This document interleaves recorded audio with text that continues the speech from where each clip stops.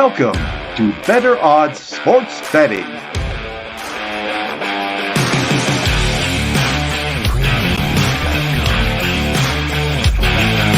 Here's our hosts, Kiev O'Neil and Kyle Hunter.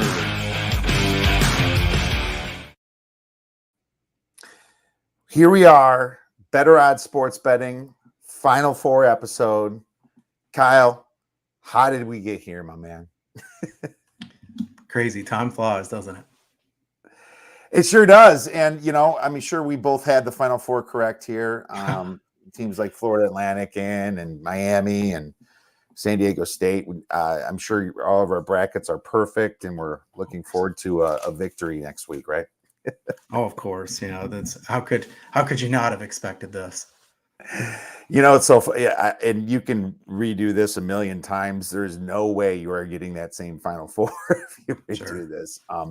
But here we are. I tell you this, as a fan of a smaller school, you love it. You got teams that haven't been there before. No, though I guess you can call UConn a blue blood, but they're not in football. It's the basketball school, but man, it's got to be exciting for a Florida Atlantic fan, a San Diego State fan, Miami fan, teams that weren't even nearly expected to make it this far. Some of the frustrations that I have with myself is like, I knew that I came in with the approach, Kyle, that the ACC was underrated, and I picked the wrong team. I picked Duke, and it just didn't work out for me, my man. But you know what? Miami's here, and here we go. Yeah, here we are. Thought it was about to be Texas and UConn and what I think would have been a really fun game, but Larrañaga and Miami kind of spoiled those plans. Larrañaga's teams, I'm starting to think Jim Larrañaga should be called Mr. March, the way he's been running these teams through the tournament. Oh yeah, definitely. He's been amazing. And what happened in that game was a couple things. The team just showed a lot of maturity, and they took advantage of a lot of things going their way in the second half. I was a little disappointed that I had Texas at a good number at -3.5. I was actually at a Renaissance festival with my family, and I got a couple moments to watch the end of the Florida or the San Diego State game, and then a little bit of the of this game. But I was like, wow, Texas, there's fouls flying, the spreads, it's going down and down. And the next time I look, I'm like tied. I'm like, holy cow, here we go. And then here you are. So it was amazing. But Larrañaga deserves a ton of credit and a raise for next year. Yeah, for sure. Some interesting stats about Larrañaga, but we'll talk about those when we get into the breakdown of that game. I think the people who are saying, like, we don't have enough of the big name teams in the Final Four, I'm not a fan of that take. We like these smaller teams, the unexpected. That's what March is about. I think this is really fun, and these are deserving teams to be there. It's not like they kind of backed their way into the Final Four. Yeah, absolutely. It's interesting. We knew that there was no true number ones, really. Now I might say UConn is one, I guess, but we knew kind of coming in that they were vulnerable. And I had the right idea picking against that. I just had a lot of Elite Eights and no Final Fours. But, sometimes that's enough to get the job done. I'm in brackets right now. I'm going to take at least second just because I had 3 Elite Eights, because very few people have UConn going all the way or some of these other teams. So here we are, and I'm excited to talk to you about it. We had a quick question here. Cyan Kopel says, can you guys do a recap of the picks? And I guess to clarify, do you mean of our picks? Or I think he means for today's picks. He said he can't use sound. He's following it. Oh, yeah. We'll do a recap at the end for you for sure. Absolutely. Why don't we get started then, Kyle? And I'll share my screen here, pulling up some of these odds. We're going to use our Betfred Sports screen. And we're looking at Florida Atlantic versus San Diego State. The first game happens at 3:09 Pacific time on Saturday. I'm seeing 2.5 now. The total is 131.5. Kyle, have you looked at this game, and do you have any thoughts? Oh, I've looked at this game. I've looked at this game a lot. This is a very interesting matchup of two teams that hardly anybody could have expected would be here. The Mountain West in general still didn't do well, but Here's San Diego State in the Final Four representing for the Mountain West very nicely. This line has kind of jumped up a bit. I know Right Angle Sports took San Diego State, which led this line to go up. This is one where the Aztecs are number one in the country in three-point defense, according to Haslametrics now. No one has made threes on them in the tournament. Opponents shooting 17% from three-point range. Now, Kiev, you could definitely argue that they're not going to keep holding teams to 17%. Having said that, their defense is tremendous. Florida Atlantic relies heavily on three-pointers, and that does worry me a bit here for Florida Atlantic because I think this is the best three-point defense they've played all season, and San Diego State is going to keep running them off that three-point line the best they can.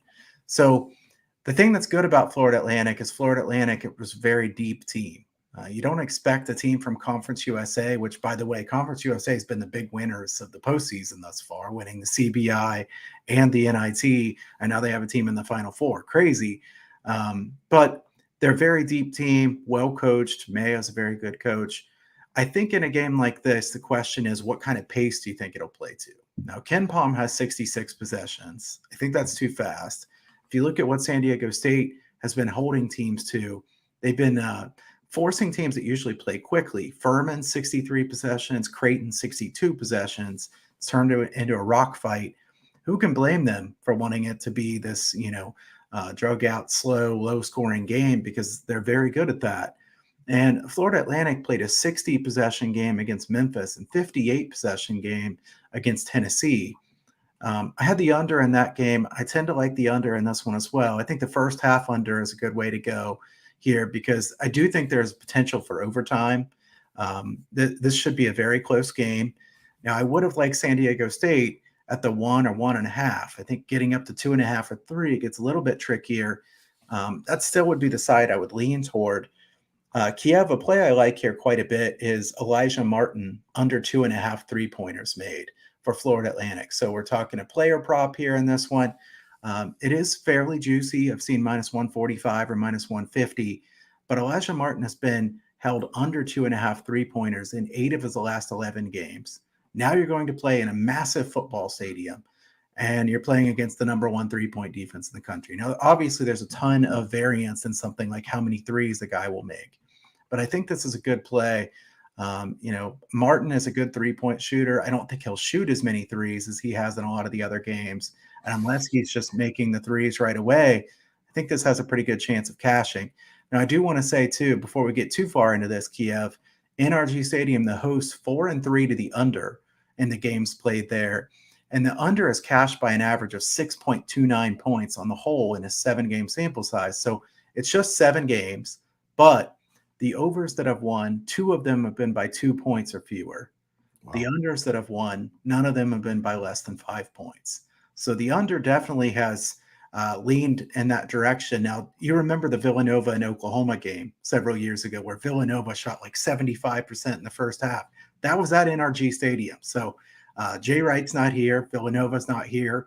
I don't think those teams will torch the Nets the way Villanova did in that game. But in this one, I think the huge stadiums are a net negative for scoring. I like Elijah Martin under. And I also think the first half under is a pretty good look in a game like this, and the under in general. I kind of lean towards San Diego State. Kiev, what are your thoughts on this game? Was that the Trae Young game? Was Trae Young in that one? Or is that a year after him? I think that was Buddy Hield. Okay. Oklahoma. I'm going to have to look back at that one. But yeah, that's a great point. Yeah, I mean, Houston Energy Stadium, I'm glad you mentioned that. The backdrops are going to be dark. The place is going to be huge. There'd be a lot of nerves. This first half under went down a little bit. It opened up for a peak at 61.5, and it started going down pretty quickly. And I think that most books right now are serving 61 juice to the under. Oh, now it's down to 60 at some books. Wow, this thing is really tanked. I mean, I'm kicking myself for not taking it earlier, but I was going to suggest a first half under. Now, this game is so interesting to me because you look at both of these teams, and it's kind of funny. Like, which team, Kyle, do you think had the easier route here? First of all, Florida Atlantic barely gets by Memphis, and there's some controversy of that one. Then Fairleigh Dickinson gift Then have to play Purdue. Then they play an overrated Tennessee team that couldn't hit anything. And then Kansas State, which everyone said was the worst 3 seed in the tournament. So they certainly had an easy route. But San Diego State, Alabama was their really tough matchup. They had it pretty easy against Charleston. They got to avoid Virginia. Alabama, 3 for 27 and 3 points. And I have to give some credit to their defense for San Diego State's defense there too. But I mean, this was just an abomination of a basketball play for Alabama. Miller had a terrible game. And then when they played Creighton, I mean, Creighton was leading most of this game. You could say all you want about the poor call at the end. And I think most people that are smart do agree that the call probably shouldn't have happened. But that also doesn't mean that San Diego State would have lost in overtime. They still might have won that game. They earned the fact to be in this position and win that game. But my point, I guess, is both teams had it pretty easy. I am really considering a look towards Florida Atlantic here, but I liked them at the 3. Now you're seeing 2.5 in some games, so it did come down a little bit. And good call, Raz did move this line. I saw them move the line when it happened. But you can see some money coming back now on Florida Atlantic, knocking this down to 2.5. The question I have, I don't know how this game's going to get called. If it's called tightly, Florida Atlantic is going to get some of those fouls, get San Diego State up in the air. Maybe they shoot some free throws this game. So that's a big question I have. San Diego State goes on nasty scoring droughts throughout the whole game. That could really affect them too at this big of a venue. And Florida Atlantic is a dog, Kyle. I mean, they have just really stepped up to the plate here. So there's no way I could play a San Diego State at the 2.5. But I would lean Florida Atlantic at 2.5, and I would take them at 3 at -110, Kyle. All right, so I have another question for you here. Let's talk about another player prop here real quick. I've looked at these quite a bit. Don't get a chance to look at these a lot through the regular season, but of course with fewer games and the lines out earlier, it's easier to look at these. So how about Matt Bradley for San Diego State? A guy who was easily their leading scorer. He has been terrible the last couple games in the tournament. 1 for 8, 2 for 9 from the floor.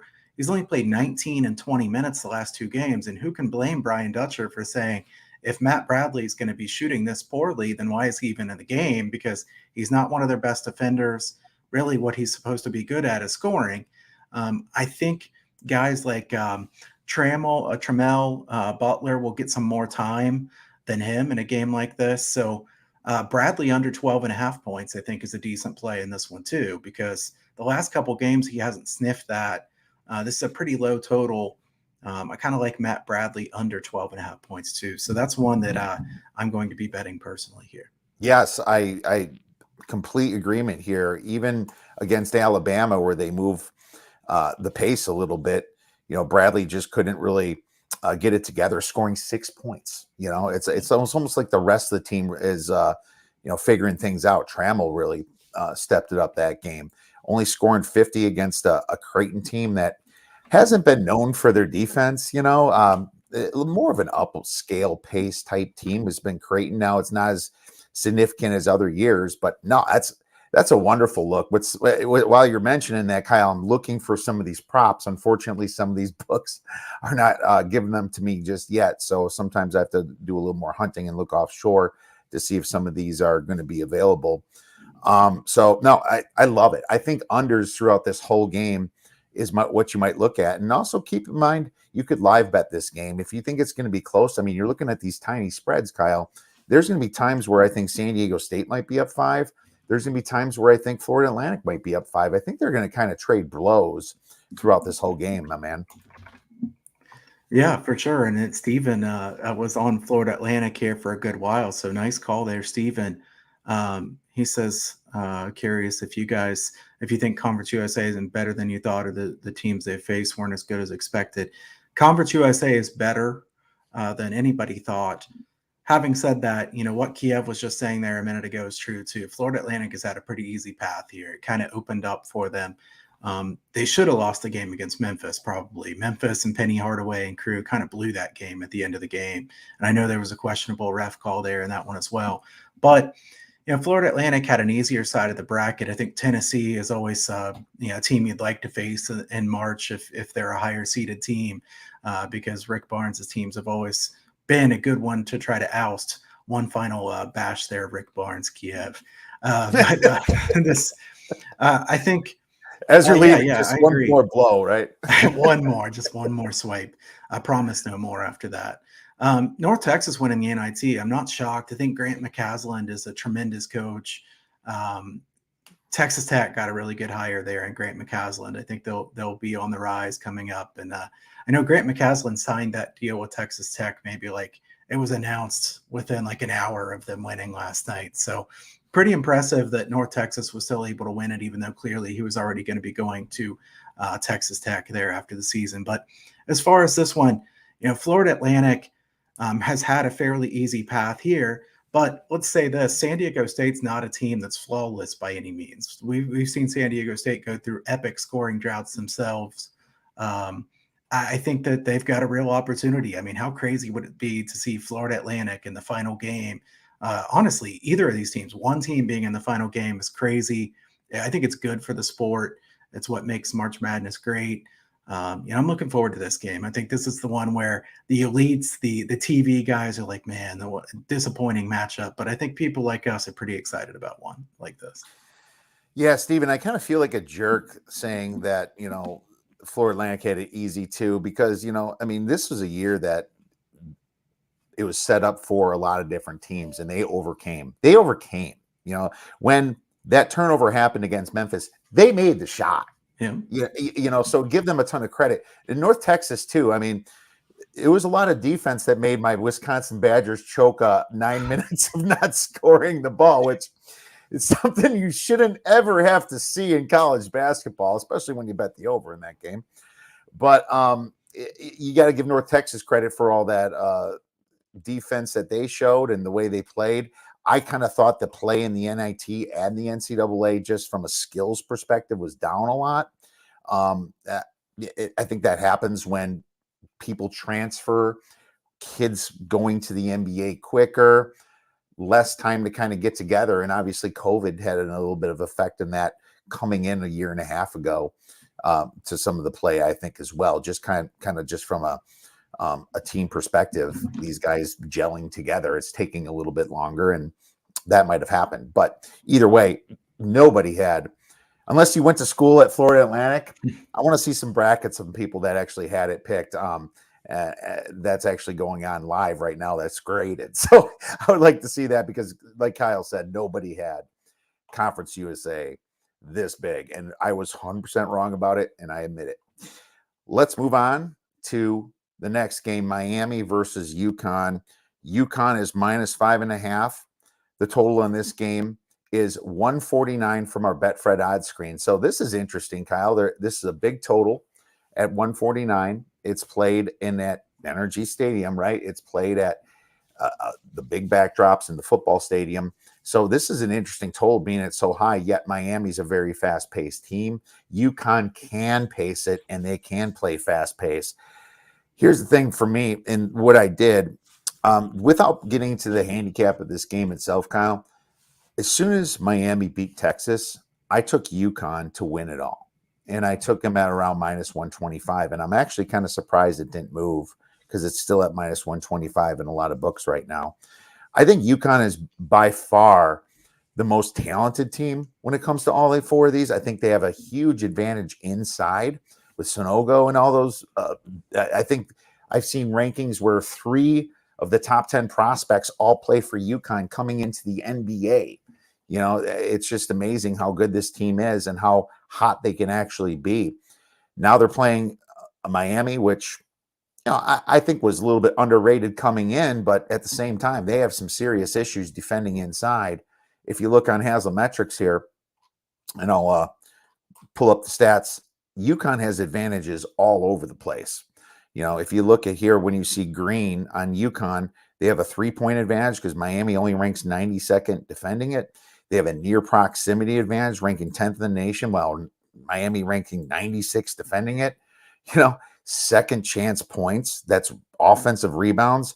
They should dominate Miami in second chance points. This is why you see a spread of 5.5. Do I want to lay points in a tournament that has been a lot of crazy foul calls? Not really. But I personally believe that there's value at minus 125. And I think a money line rollover, Kyle, wouldn't be that much of a difference than minus 125. I don't even think that you're necessarily going to get that if they do play Florida Atlantic here at the end. So I played UConn at minus 125 to win it all. It's a simple bet for me, but I'm very intrigued to hear what you have on the total, my man. Yeah, 149. I was actually on Sports Grid Radio last night, late night. Kiev, you know, I'm a late night guy. I'm on there about 1 a.m. Eastern last night, talking about this game. And Gabe Morency, the host, was saying, you know, like, I know this is played in a massive stadium, but like, I don't care if they're playing this on a boat or in a massive stadium or anything. I can't bet the under. And I kind of agree with them. I mean, it's like, this is the under I don't want to bet. And Kiev, you know, I'm an unders better. So, I lean to the over in this game. I'm not going to bet the over because I've seen the numbers on these massive stadiums and how the shooting numbers are affected. Having said that, I don't see how Miami's going to stop UConn at all in this game. I just don't think it's going to happen. And like you said, if they get stops, they're probably going to give up a lot of second chance points, even if they get a stop on the initial shot. I think that Miami's defense, Kiev, I've heard far too many people saying this week, look, Miami's an opportunistic defense. At the end of the game, they come up with big stops. I don't buy into that very much. I don't think a terrible defense all at once becomes a great defense because it's close at the end of the game. I think Texas kind of blew that last game more than Miami made a massive comeback with tremendous defense. You know, Texas was getting whatever they wanted for a long time. They kind of changed what they were doing and stopped and they gave it up. You know, Miami has a tremendous offense. Their guard play is very good. I think Miami can probably score points here, but I think they'll give up a lot of points as well. In fact, Miami has been good away from home. They're fourth in away from home rating there on Haslametrics. So the other thing I was going to say, and I kind of alluded to this earlier, did you know that Jim Larinaga, 26-5 against the spread, and his last 31 as an underdog? So here he is as an underdog again, and he's won a lot of those outright. Now, the last 3 games also, he's been an outright underdog, and they've won. You know, they're 9-1 against the spread the last 10 times as an underdog in the postseason. Fantastic stuff. If you have to give a coaching advantage to any side, you would have to give it to Miami, even though Hurley's done a good job with this UConn team. Having said that, I think this matchup is really difficult for Miami. The reason I can't lay the points here is because UConn just absolutely blasted Gonzaga. And while I've had a really good postseason run here in basketball, one of my losses was the over in the Gonzaga and UConn game. And really, you know, it was like Gonzaga had their will broken when Timmy got that 4th foul, and they just could not make anything. I mean, Kiev, you saw some of the shots. Just, you know, like YMCA league guys could have put up better shots than what they were putting up. Those wide open threes, just absolute bricks. You know, I think UConn's defense is good. I don't think they're as good as they looked in that game.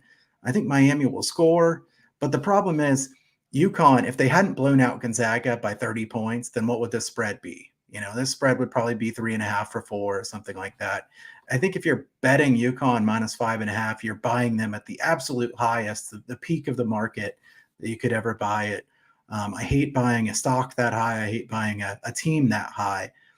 So I can't lay 5.5, even though I think UConn is clearly the more complete team. I do kind of like your minus 125 on UConn here. They're clearly the most complete and balanced team of anybody left. Yeah, absolutely. You know, it's funny. I remember watching George Mason. I was leaving Vegas. I was there during the Sweet 16 week in 2011, and it was Sunday, and I was, you know, a little groggy, let's say, but I was about ready to get on the plane, and I see George Mason winning, and I was like, "Are you kidding me? Are you freaking kidding me?" You know, and I was absolutely blown away how they can get to the Final Four. You know, I was shocked. Maybe it was 2010. I can't remember the exact year, but Larinaga was the coach there, and that's how he went to Miami. But Kyle's right. Miami's been fantastic to bet on as a dog, and I've been betting on them really a lot this year as a dog. Caught him a couple times versus Duke, North Carolina, and a few other great situations that they're really, you know, looked down upon. Well, I'm not going to fade them when they're a dog this week. I think that this could be a 2-point game. This could be a 15-point blowout, and nothing would surprise me. Going back to the team total overs, I would maybe take that team total over, but can you really trust NRG Stadium? I can't.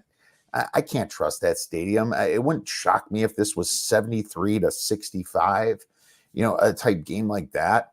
I just think there is absolutely no play that I can make in this situation. And I don't even think putting UConn in a parlay with, like, say, San Diego State or something is a good play either. I personally believe the best bet on the board is taking the best team that's by far should have been a number one seed, like UConn, to win it all at -125. I think there's value there. I personally think it should be around -150 to maybe -180 or something like that in this situation. That's how good UConn is. And it's like we said in the beginning of the tournament, Kyle, UConn is misseeded at number 4. Yeah, we did say that, and they were put in a stacked region, and yet they still made it through and really didn't have a close call throughout. I mean, they've been dominant. It's hard to say anything negative about UConn, and I do think they'll do some major work on the boards in this game. They've been very good rebounding the ball. I know that Miami has O'Neil, but other than that, Miami is kind of weaker in the front court. Kiev, I've got a quick question for you about a future. So I kind of forgot I had made this play back in January. Back in January, I'm putting it just a few dollars on plays of teams that might get into the NCAA tournament. I have $10 on San Diego State to win the tournament, and 10 to win 1,000. So 100 to 1. I wish I had bet more on it. Obviously, hindsight is 2020. Wow. But what do you do in this spot? Because I haven't touched it at this point. If it were you, what would you do going into this Final Four matchup with a future like that?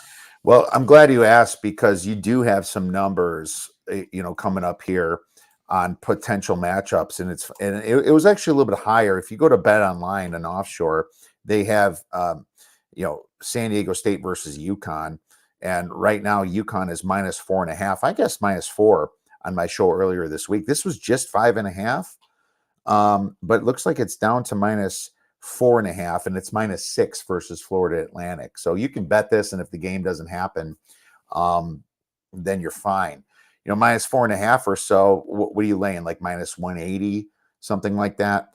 So you're in a situation where you're getting San Diego State as a favorite here. You can hedge a little bit by probably putting, like, for example, let's just say $200 down on Florida Atlantic, right? So Florida Atlantic is +127 in this book. Florida Atlantic is +110 in some books too.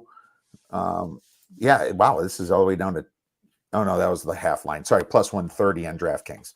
So you put $200 down, you win, $260, right?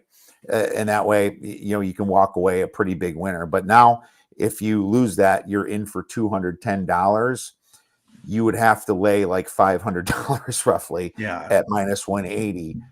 I think a little less. I think maybe 100 on Florida Atlantic might be the way I would look at this, because I also think you said 4.5 is what Bet Online has UConn favorite over San Diego State. Yeah, 4.5 is what Bet Online has. I'm believe surprised it's right not a little now. higher. Yeah, I'm gonna refresh this to see why it went down here. I'm not. I want to make sure it did, because I was just looking at this an hour ago, and it was 5.5.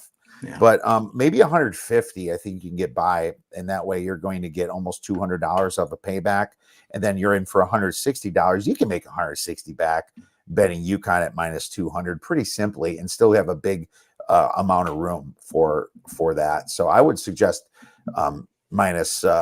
laying about 150. This is 4.5. I refreshed it. It's 4.5. So I'll even share my screen here, show people what I'm looking at here. 2.5 here on Bet Online. It's actually a pretty sharp book. And then you're at -4.5, +4.5 here for San Diego State if they face UConn. 6 if it's Florida Atlantic. But in Kyle's situation, doesn't have to worry about. Kyle, this is a great problem to have. Congratulations on that awesome play. Yeah, I mean, sometimes you get lucky once in a while, but I did have a bad play with Houston to get the Elite Eight. That was a Miami team that ruined that futures play. That's the way it goes. You win some, you lose some. Didn't put too much into futures this year, but it's nice to have one alive. I would not have guessed the future I still had alive would be San Diego State. I actually had San Diego State and Creighton, and then they played each other there. That was kind of an interesting one. I had to hedge a little bit because I had a big play on Creighton to reach the Final Four. I think I would argue Creighton probably should have won that last game, but it is what it is, and at least I still have San Diego State going. I think this is going to be a fantastic Final Four. I'm looking forward to it. I think a UConn versus San Diego State game might be the most fun final game you could get as far as style of play. San Diego State defensively, what can they do against that UConn team that's been tremendous? But I love those underdogs as well. So Florida Atlantic being there would also be quite a bit of fun. Yeah, absolutely. It would be great to see Florida Atlantic. It'd be historic if they can win this thing. So I think a part of me is going to be rooting for Florida Atlantic for sure. Just based on that, I know you're 10-1 or 100-1 on you. San Diego State might be a little bit of it's a hard conflict for me to root too hard that way. But well, we have no most likely dogs to win outright in this situation. Obviously, it's always a fun thing that Kyle and I love to do for football. But Kyle, before we go, I want to say thank you so much for always being by my side on this show and giving everybody such great advice. You're one of my go-to guys when I have a question too, and I've learned much from you over the years, and I've become a better handicapper because of our friendship. So just wanted to say that before we go and reconvene during football season. Sure. Yeah, Kiev, it won't be that long before football comes around. You get to the end of the March and it feels like it's so far away, but that time's going to come a lot quicker than you think. And yeah, I echo those thoughts. It's always fun to chat here with you. And I think it's good for us to talk it over, get some input from the chat as well. And we get to kind of hone our skills a little bit week by week and learn from each other. And hopefully we've helped everybody that's tuned in, and certainly we appreciate everybody who's tuned in. So thanks, Kiev. This has always been a good time, and let's hope we have a good Final Four. And I know you and I will be chatting here as we go forward as well, but look forward to the football season ahead. That's not that far away. Yeah, me too. Look forward to the football season. You can catch our stuff at the Odds Breakers. We have baseball going on. 1-1 for me yesterday, but obviously the season's ahead of time. We already have I have a free play out today, so you can check that out at theoddsbreakers.com. And Kyle, what's going on at Hunter Sports Picks? Yeah, you can go over to huntersportspicks.com. I'm going to be sending out a newsletter free pick here later today, so you can sign up for that free pick newsletter. To be fair, I did give out that free play on the show here today. So if you were watching here today, you already know the free play. But for those of you who are watching later, do sign up for the free picks newsletter there. 44-16, the last 60 college basketball plays. Final Four play is up for this weekend. Have an NBA play tonight. Major League Baseball's kicked off here. So we have still plenty going on, and you can check out everything over there at huntersportspicks.com. Yeah, make sure you check that out. And I forgot, I like the prop on UConn Sonogo over his point total. The second champ points is a massive thing for this team. So keep an eye out for that. Awesome stuff. If you guys have any questions, at Kyle Hunter Picks, at OB Kiev, at the Odds Breakers. Everybody enjoy the rest of your weekend. Enjoy all the games and go get some winners. Thank you for watching Better Odds Sports Betting.